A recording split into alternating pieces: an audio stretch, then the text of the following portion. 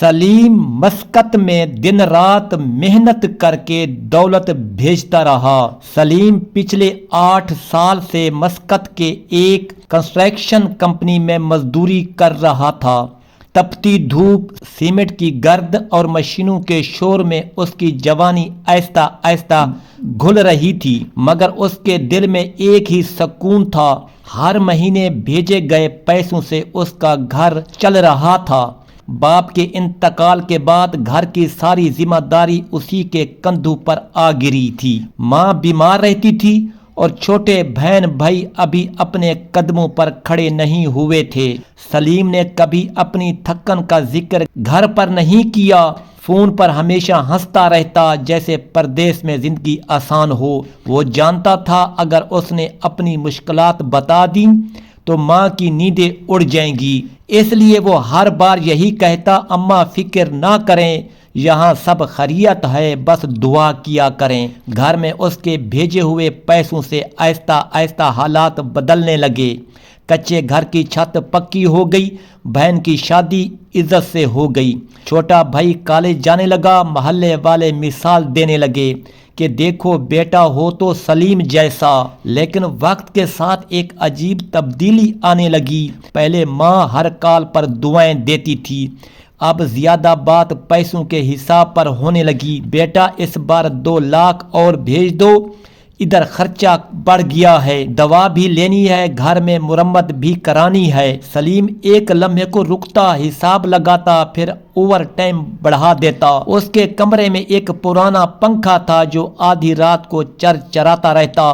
وہ پسینے میں بھیگا لیٹا، چھت کو دیکھتا اور سوچتا بس تھوڑا اور پھر سب سنبھل جائے گا، مگر وہ تھوڑا اور کبھی ختم نہیں ہوتا تھا۔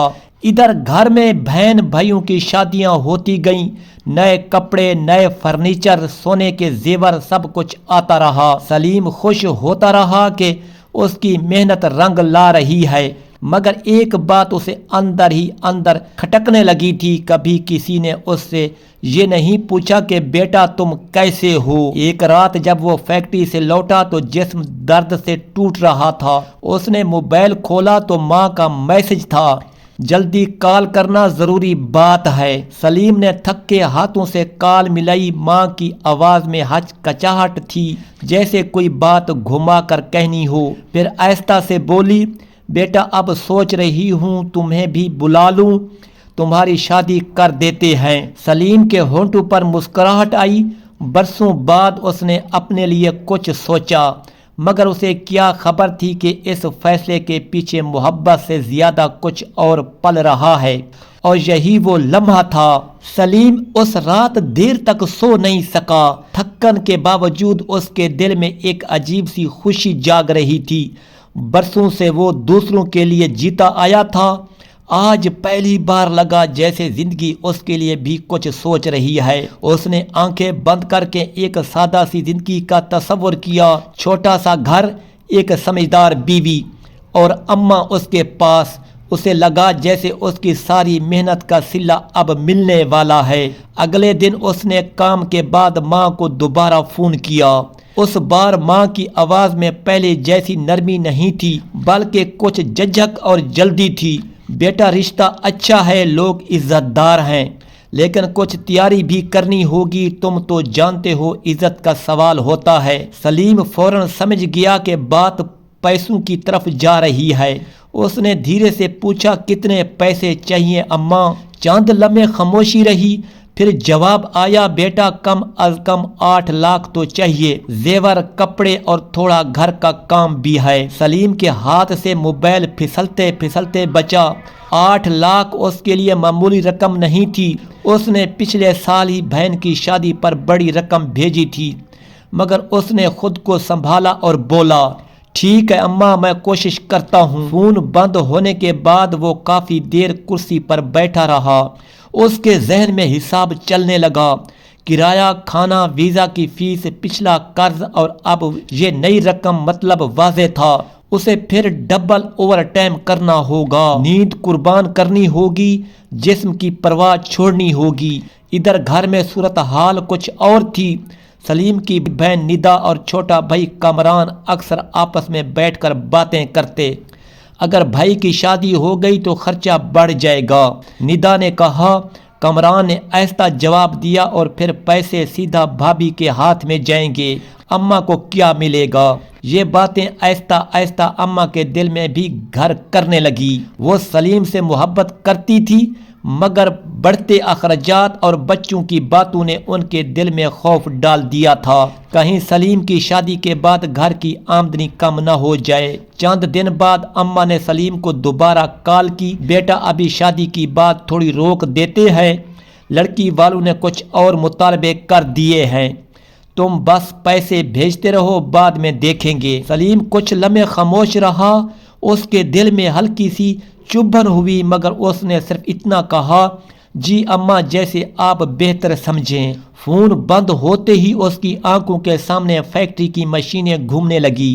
اسے پہلی بار محسوس ہوا جیسے وہ ایک نہ ختم ہونے والے چکر میں پھنس گیا ہے۔ وہ جتنا دوڑتا منزل اتنی ہی دور ہو جاتی ہے۔ اسی رات اس نے فیصلہ کیا، وہ اچانک گھر جائے گا بغیر بتائے، اور خود دیکھے گا کہ اس کی محنت سے بنا گھر واقعی کیسا ہے، اور یہی فیصلہ آنے والے دنوں میں سب کی زندگی بدلنے والا تھا۔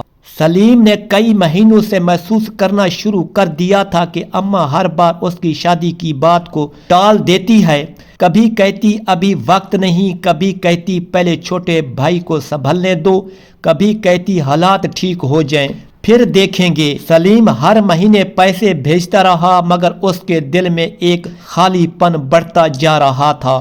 اسے لگنے لگا تھا کہ شاید اس کی زندگی صرف کمانے کے لیے رہ گئی ہے، جینے کے لیے نہیں۔ ایک رات فیکٹری سے واپس آ کر وہ دیر تک چھت کو دیکھتا رہا۔ اس کے دل میں پہلی بار خیال آیا کہ اگر وہ اپنی زندگی کا فیصلہ خود نہ کرے تو شاید کبھی نہ کر سکے۔ کچھ ہی عرصے بعد اس کی ملاقات زینب سے ہوئی، جو اسی شہر میں ایک کلینک میں نرس تھی۔ سادہ مزاج، نرم لہجہ اور آنکھوں میں عجیب سا سکون۔ دونوں کی بات چیت شروع ہوئی، اور پھر ایک دن سلیم نے فیصلہ کر لیا۔ اس نے کسی کو بتائے بغیر مسقط میں سادہ سی نکاح کر لیا۔ وہ جانتا تھا گھر والے ناراض ہوں گے، مگر وہ یہ بھی جانتا تھا کہ اس نے کوئی گناہ نہیں کیا، اس نے صرف اپنی تنہائی کا ساتھی چنا تھا۔ چند مہینے بعد سلیم نے اچانک چھٹی لی اور زینب کو ساتھ لے کر وطن روانہ ہو گیا۔ اس نے گھر فون بھی نہیں کیا، وہ سب کو خوشی کا سرپرائز دینا چاہتا تھا، مگر اسے کیا معلوم تھا کہ اصل حیرانی اس کے لیے لکھی جا چکی ہے۔ گھر کے دروازے پر اس نے دستک دی، اندر سے قدموں کی آہٹ آئی۔ دروازہ کھلا تو سامنے اس کی چھوٹی بہن ندا کھڑی تھی۔ اس کی نظر پہلے سلیم پر پڑی، پھر اس کے ساتھ کھڑی زینب پر۔ ندا کے چہرے کا رنگ ایک دم بدل گیا۔ بھائی، یہ اس کی آواز لڑکھڑا گئی۔ اندر جاتے ہی گھر کا ماحول بدل گیا۔ اماں باہر آئیں، پھر باقی بہن بھائی بھی جمع ہو گئے۔ سب کی نظریں زینب پر تھیں۔ کسی نے خوشی سے مبارکباد نہیں دی، بلکہ خاموشی میں ایک انجانا خوف گھل گیا تھا۔ اب سلیم کی کمائی پر پہلا حق کسی اور کا ہو گیا تھا۔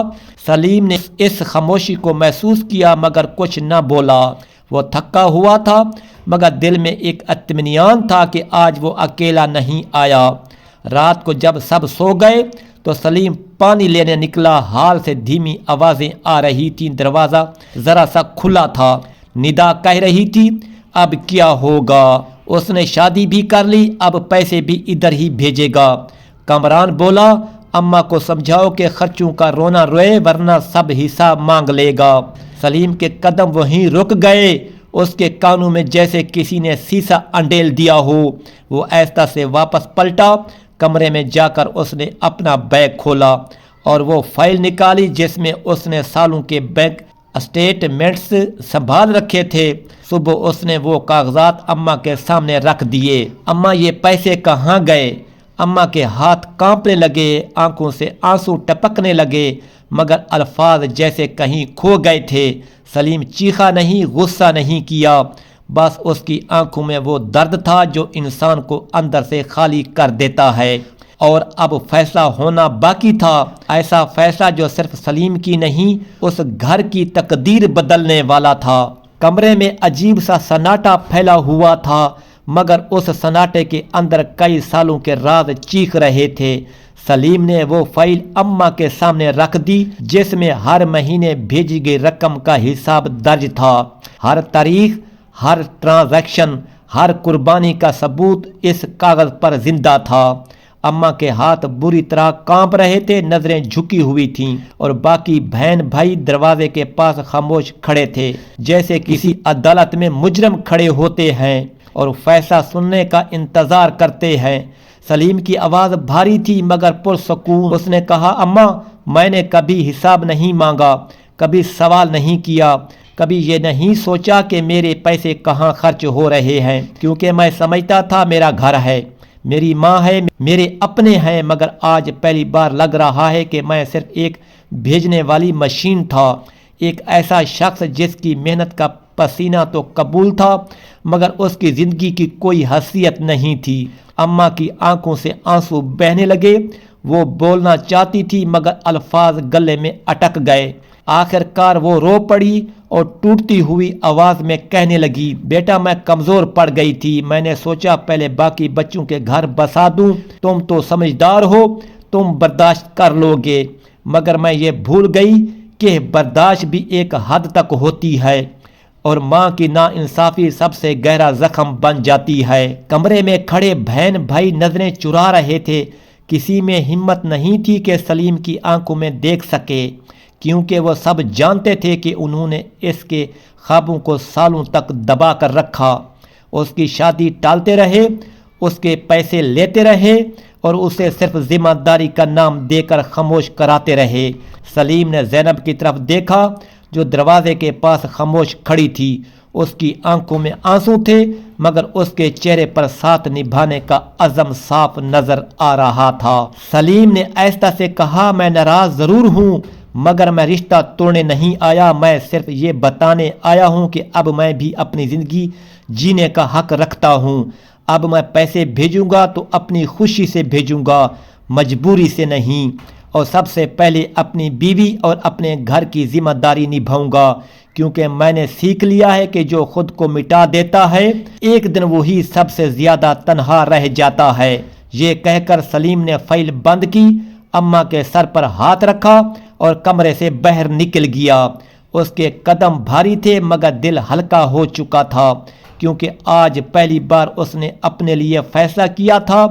گھر کے اندر رہ جانے والے لوگ خاموش کھڑے تھے مگر اس خاموشی میں ایک سبق گونج رہا تھا کہ اولاد کی محبت کو آزمائش نہ بناؤ، ورنہ ایک دن وہی محبت فاصلے میں بدل جاتی ہے اور پھر پچھتاوا بھی رشتوں کو پہلے جیسا نہیں بنا پاتا۔ کہانی کا نچوڑ یہی تھا کہ قربانی خوبصورت ہے مگر جب قربانی کو حق سمجھ لیا جائے تو وہ ظلم بن جاتی ہے، اور ظلم چاہے اپنوں کا ہی کیوں نہ ہو دل میں ایک ایسا خلا چھوڑ جاتا ہے جو ساری عمر محسوس ہوتا رہتا ہے۔